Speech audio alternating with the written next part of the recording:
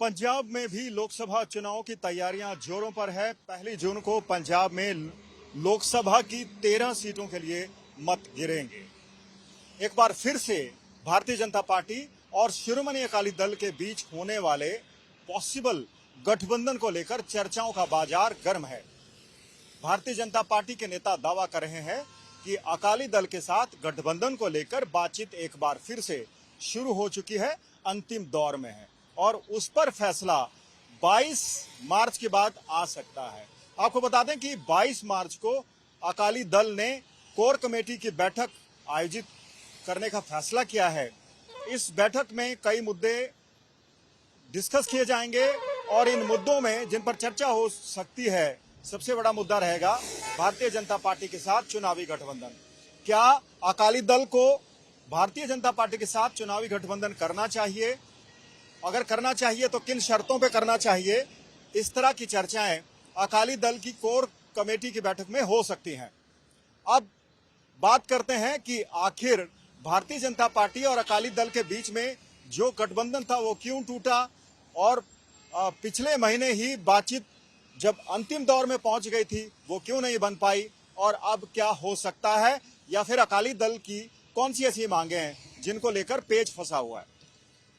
जैसा कि आपको मालूम है कि 3 कृषि कानूनों को वापस लेने के लिए अकाली दल ने भारतीय जनता पार्टी से अपना 2 दशक से भी ज्यादा पुराना रिश्ता तोड़ दिया था। उसके बाद विधानसभा चुनाव अकाली दल और भारतीय जनता पार्टी ने अलग अलग तरीके से लड़े, वहां गठबंधन नहीं हुआ। लेकिन अब जब लोकसभा चुनावों की बात आई तो गठबंधन की बातें होने लगी। बातें इसलिए भी होने लगी कि भारतीय जनता पार्टी का ग्रामीण क्षेत्रों में आधार कम है। भारतीय जनता पार्टी के अगर मत प्रतिशत की बात करें तो 2019 में भारतीय जनता पार्टी का मत प्रतिशत पंजाब में लगभग 10% था। अकाली दल का मत प्रतिशत 18% था। पिछली बार दोनों को 2-2 सीटें मिली थी, लेकिन अब की बार जितने भी ओपिनियन पोल्स हुई हैं उनमें अकाली दल को कम सीटें और भारतीय जनता पार्टी का जो मत प्रतिशत उसे बढ़ा हुआ दिखाना या उसकी पॉसिबिलिटी बताई है। स्वयं इंडिया टुडे समूह के ही मूड ऑफ द नेशन पोल में भी सामने आया है कि अब की परिस्थितियों के मद्देनजर पंजाब में भारतीय जनता पार्टी 2 सीटें जीत सकती है और अकाली दल को 1 सीट का नुकसान हो सकता है, ऐसी प्रेडिक्शंस हैं। अब ऐसी परिस्थितियों के मद्देनजर भारतीय जनता पार्टी और शिरोमणि अकाली दल एक बार फिर से गठबंधन को लेकर आशावान है। गठबंधन को लेकर चर्चाएं चल रही है, बातचीत चल रही है, लेकिन कई मांगों की वजह से, कई बातों की वजह से यह गठबंधन सिरे नहीं चढ़ रहा है। सिरे इसलिए नहीं चढ़ रहा है, पिछली बार भी लंबी देर तक बातचीत हुई।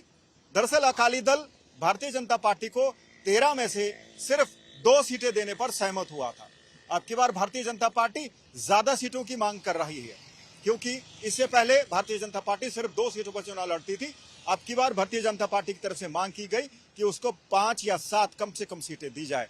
इस पर सहमति नहीं बनी और बातचीत आगे नहीं बढ़ी।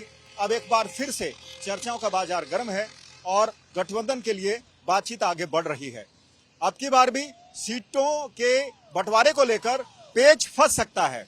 इसके अलावा शिरोमणि अकाली दल जिन 2 बड़ी मांगों को लेकर अड़ा हुआ है वो ये कि एक तो एमएसपी को कानूनी अमली जामा बनाया जाए और दूसरी बड़ी मांग है कि जेलों में जो सिख कैदी अपनी सजा काट चुके हैं, पूरी कर चुके हैं, उनकी रिहाई हो।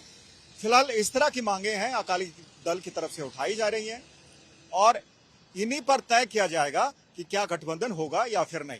अब सबकी नजरें 22 मार्च को चंडीगढ़ में होने वाली अकाली दल की कोर कमेटी की बैठक पर है। इसमें क्या फैसला लिया जाता है और अगर अकाली दल की तरफ से सहमति दे दी जाती है तो एक बार फिर से भारतीय जनता पार्टी और शिरोमणि अकाली दल के नेताओं के बीच में बैठक होगी और उस पर अंतिम मुहर भारतीय जनता पार्टी हाईकमान की तरफ से लगाई जाएगी कि गठबंधन होगा या फिर नहीं। वैसे अगर चुनाव विशेषज्ञों की माने तो चुनाव विशेषज्ञ ये मानते हैं कि अकाली दल और भारतीय जनता पार्टी अगर मिलकर लोकसभा का चुनाव लड़े तो दोनों का फायदा हो सकता है। भारतीय जनता पार्टी को पंजाब के ग्रामीण क्षेत्र के वोट मिल सकते हैं और अगर अलग अलग चुनाव लड़े तो अलग अलग थलग वो पड़ सकते हैं। तो कुल मिलाकर अब 22 मार्च को होने वाली अकाली दल की कोर कमेटी की बैठक की आउटकम पर है क्या होता है। कैमरा पर्सन अमन गुप्ता के साथ मंजीत सहगल, चंडीगढ़, आज तक।